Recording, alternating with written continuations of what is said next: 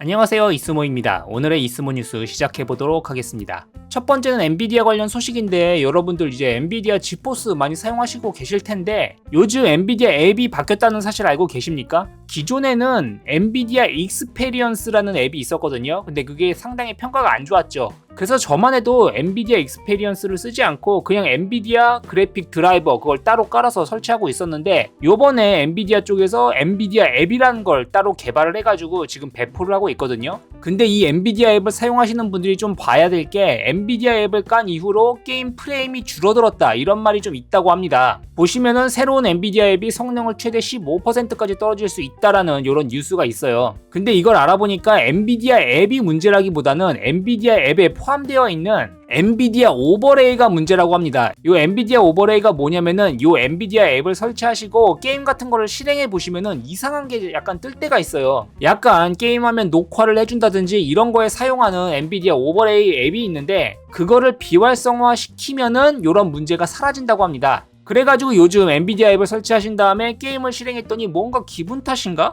프레임이 좀 낮아진 것 같은데, 떨어진 것 같은데, 이런 걸 느끼신 분들은 엔비디아 앱을 실행하셔가지고 요 설정 페이지 들어가셔가지고 요 엔비디아 오버레이를 비활성화 시켜주시기를 바라겠습니다. 대부분의 분들에게는 필요가 없으실 거예요. 그렇기 때문에 요거 비활성화 시켜도 아무런 문제 없으니까 지포스 사용하시는 분들은 요 부분 체크해 보시면 좋을 것 같습니다. 이어서 엔비디아 관련 뉴스입니다. 엔비디아 50 시리즈 관련 리크 정보가 나왔는데 5060 Ti에 16GB 비디오 램이 들어간다고 해요. 이거 조금 믿어지지가 않는데. 그리고 5060에는 8GB 메모리가 들어간다고 합니다. 요거는 기존 그대로죠. 솔직히 저는 좀 믿겨지지가 않아요. 황 회장의 성격을 생각해 봤을 때 5060 Ti에 16GB를 넣어준다고? 왜 그러냐면은 40 시리즈에서도 16GB 메모리는 4080에서나 들어갔어요. 4080에서나 16GB가 들어갔고 4070 Ti도 12GB 메모리였습니다. 물론 이 이후에 4070 Ti 슈퍼가 나오면서 16GB 메모리가 들어갔긴 했지만,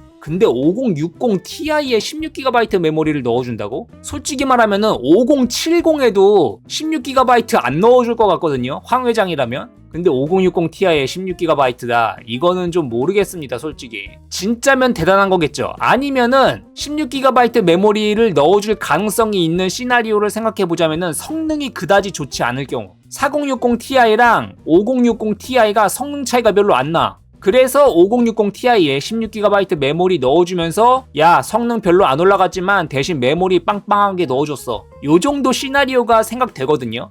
정말 5060 Ti에 16GB 메모리 넣어줄지 한번 지켜보도록 하겠습니다. 진짜라면은 정말 많은 분들이 환영할 것 같아요. 그 다음엔 삼성전자 관련 뉴스입니다. 삼성전자가 엔비디아랑 관계가 끊어지지 않았다, 엔비디아에 납품할 거다, 이런 이야기가 있었는데 이 HBM 메모리 공급이 올해를 넘어갈 것 같다고 합니다. SK 하이닉스와 기술 격차 커져, 뭐 이런 이야기가 있죠. 근데 이런 이야기가 있는 걸 보니까 납품하긴 할 건가 봐요. 엔비디아가 물량이 좀 많이 딸리나봐. 왜냐면 이제 50 시리즈도 양산하고 해야 되는데 이미 뭐 양산 어느 정도 했겠지만 내년이나 되어서야 엔비디아에 공급이 될 전망이라고 한 것 같습니다. 아직까지도 품질 검증 테스트를 받고 있다고 해요. 10월 달부터 품질 검증 테스트를 받곤 있었는데 거의 1년 넘게 진전이 없다고 합니다. 그래도 요번에 삼성전자가 반도체 관련 약간 인사 물갈이를 했죠. 그렇기 때문에 뭐 빨리빨리 이 HBM 메모리 관련도 잘 보완해가지고 엔비디아에 빠른 시일 내에 납품을 좀 해줬으면 좋겠습니다. 요즘 엔비디아가 잘 나가고 있기 때문에 물 들어올 때 노를 저어야 된다. 삼성 뭐하고 있냐?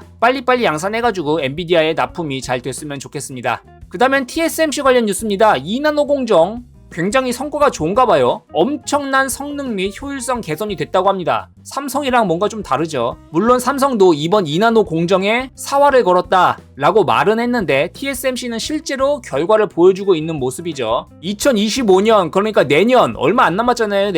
내년부터 바로 양산을 시작할 예정이라고 하고 역대 최고 수요를 기록했다고 하죠. 보시면은 2나노 공정으로 가면서 전력 소비는 35%가 줄었는데 성능은 14%가 늘어났다고 합니다. 공정을 개선한 것만으로. 그러니까 대단한 거죠. 그래서 TSMC는 내년에도 아마도 전망이 밝을 것 같다는 이런 생각이 듭니다. 그 다음에는 삼성 갤럭시 S25 울트라 사진이 유출됐다고 합니다. 가격은 1449유로라고 하는데 이 사진만 보시면은 여기에 잔망경 카메라는 나오지 않았다고 해요. 잔망경 카메라가 그거죠. 광학줌, 줌 땡길 때 화질 저하가 되지 않으면서도 줌을 더 많이 땡길 수 있는 그런 렌즈인데 탑재가 안 된 건지 탑재가 됐는데 요 사진에서는 표현이 안 된 건지 그것까진 모르겠어요. 디자인은 대략 이렇게 생겼다고 하는데 뭐 그렇게 특이할 건 없는 다들 많이 예상 가시는 그런 류의 디자인인 것 같습니다. 요즘은 뭐 스마트폰 디자인이 그렇게 특이할 건 없는 것 같아요. 뭐 폴더블 폰 이런 걸 제외하면은 다 비슷비슷하죠. 대신 요 카메라랑 이런 게 동글동글한 게 이렇게 5개나 모여 있으니까 뭔가 조금 묘한 느낌이 들기도 하고 그렇습니다. 개인적으로는.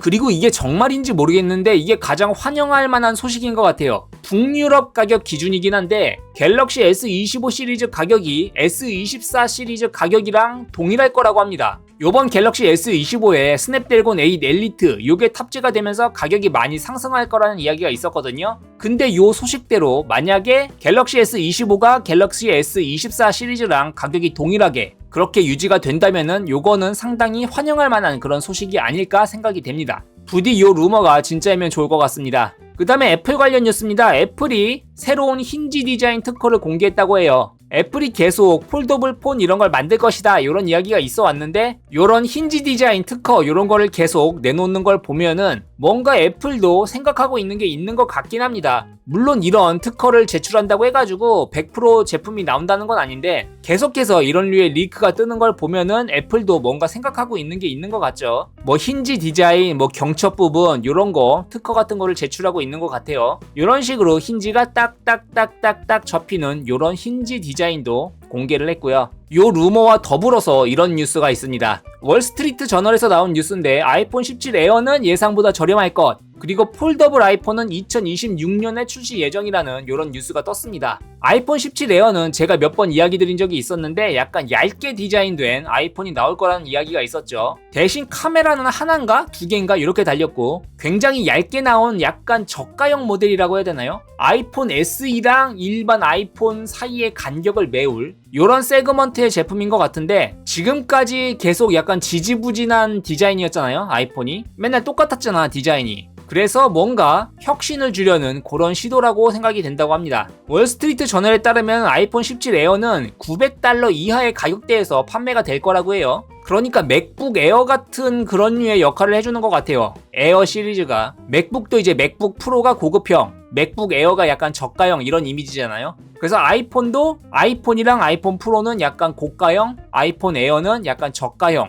그리고 아이폰 SE는 완전 보급형, 아마 이렇게 가려는 생각이 아닌가 이렇게 생각이 됩니다. 그 다음에는 애플의 폴더블 아이패드 관련 소식도 있는데 이건 2028년이에요. 너무 미래 이야기다. 여기에 뭐 맥 OS 앱이 실행 가능하다고 하는데 2028년이면 언제야? 앞으로 한 3년 넘게 남은 거죠. 3년. 물론 애플 쪽에서 이런 프로토타입 같은 거를 실험하고 있을 수는 있는데 워낙 미래 이야기라서 이게 정말 나올지 안 나올지 그거는 모르겠어요. 이런 식으로 나면 이건 거의 그냥 맥북 아닌가? 맥북? 그쵸? 여기 터치패드로 여기 키보드가 이렇게 나오겠죠. 그럼 과연 이걸 아이패드로 부를 수 있을까? 그런 의문이 들긴 합니다. 블룸버그 마크 거먼에 따르면 2028년에 첫 번째 폴더블을 출시할 계획이고 크기는 2대의 아이패드 프로를 나란히 놓은 크기다. 거대한 아이패드와 비슷할 것이다. 이런 이야기를 하고 있습니다. 애플이 가장 주목한 거는 기기의 주름을 피하는 것이었다고 하고요. 현재 프로토타입에서 주름은 거의 보이지 않지만 아직 완전히 없애지는 못했다고 합니다. 이 폴더블 아이패드는 펼치면 20인치 정도가 될 거라고 하고 완전 하이엔드 기기라고 한다고 합니다. 이 이야기를 보니까 요게 생각나네요. 요 옛날 자료인데 이거 보신 적이 있으신가요? 아이폰, 아이패드 나오고 크기가 점점 커지니까 사람들이 무슨 아이보드, 아이매트 이러면서 약간 요런 개그 합성물을 올렸던 적이 있는데 20인치라고 하니까 요 정도 되겠죠. 아이보드가 현실화될 것 같습니다. 그 다음에도 애플 관련 뉴스인데 매직 마우스의 충전 포트가 드디어 바뀐다고 합니다. 야, 이거 나온 지가 얼만데 이걸 이제 바꾼다고 하네요. 다들 아시는 이거죠. 배때기 뒤집어서 충전하는 요 매직 마우스. 이때 사람들이 다들 설마 했죠. 애플이 이런 식으로 디자인할 리가 없다 라고 했는데 실제로 이렇게 나왔죠. 지금 봐도 참 이해가 안 돼요. 이거 충전 포트 위치 바꾸는 게 그렇게 어렵나? 이렇게 나왔다고 해도 한 1, 2년 있다가 개선해 줄 수 있잖아요. 근데 이거를 몇 년 동안 그냥 이대로 끌고 나갔다는 게 정말 애플의 똥고집을 알 수 있죠. 기존 제품에 대한 핵심적인 비판에 초점을 맞춰 완전 재설계된 매직 마우스를 개발하고 있다. 아, 그건 좋은데 이거 몇 년 걸리냐고. 몇 년. 이거 거의 10년 넘은 거 아니야? 10년? 배때기 포트 충전은 몇 년 안 됐지만 요 완전 얇은 요 디자인의 매직 마우스는 거의 한 10년 된 것 같거든요.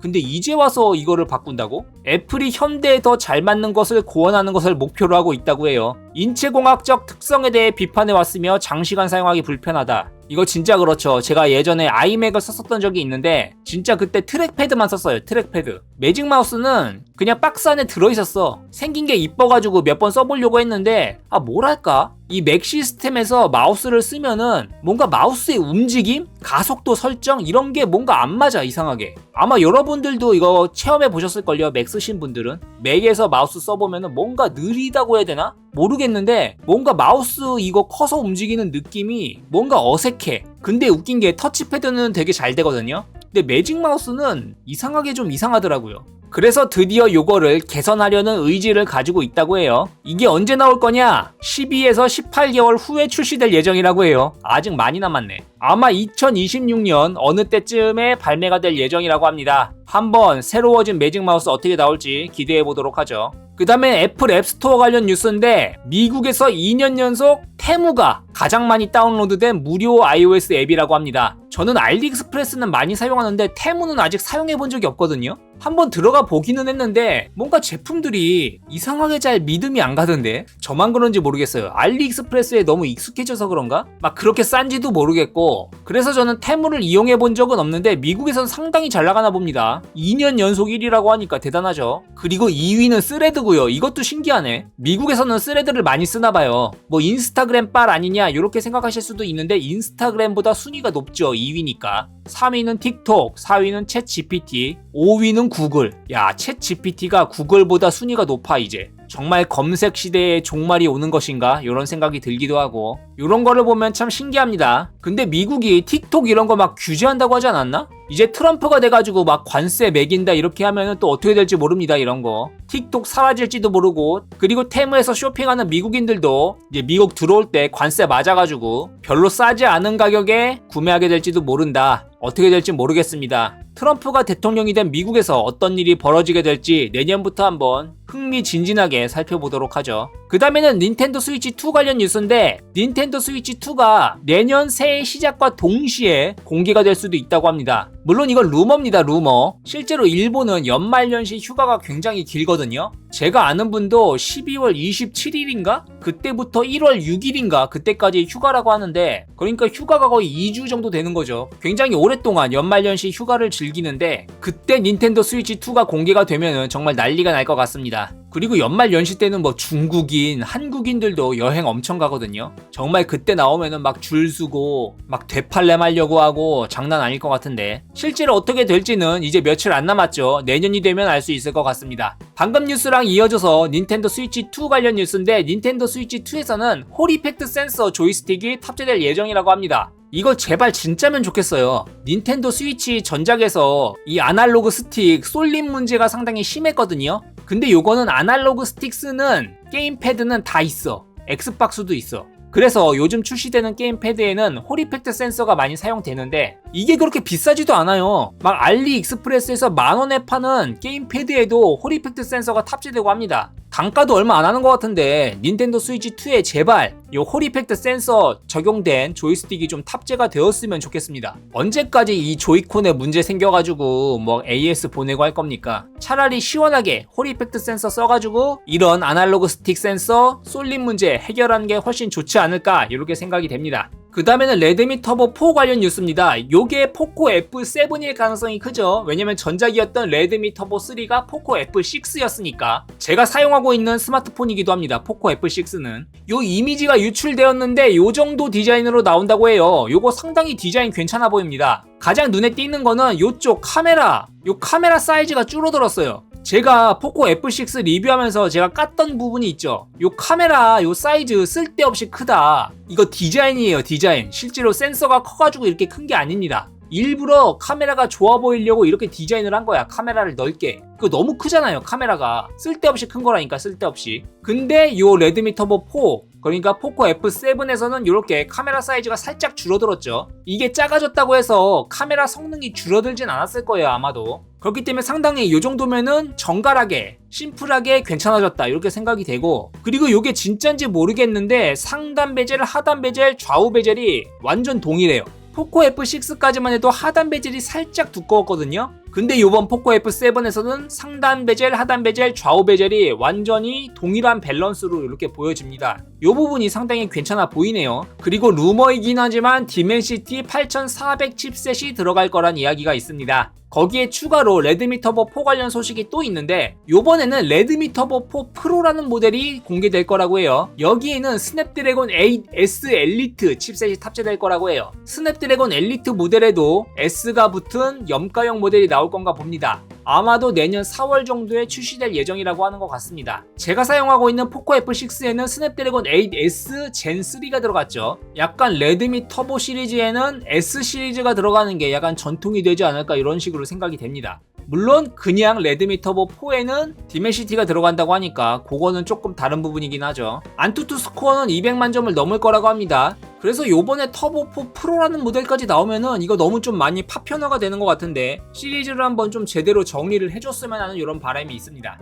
그래서 요 새로 나올 시리즈인 레드미 터보 4 프로 모델도 한번 기대해 보도록 하겠습니다. 예, 오늘의 이스모 뉴스 여기까지였습니다. 이스모 뉴스가 일주일만이라 조금 내용이 많았던 것 같습니다. 어쨌든 이번 영상 여기까지였고요. 도움이 되셨으면 유튜브 구독, 좋아요 눌러주시면 감사하겠습니다.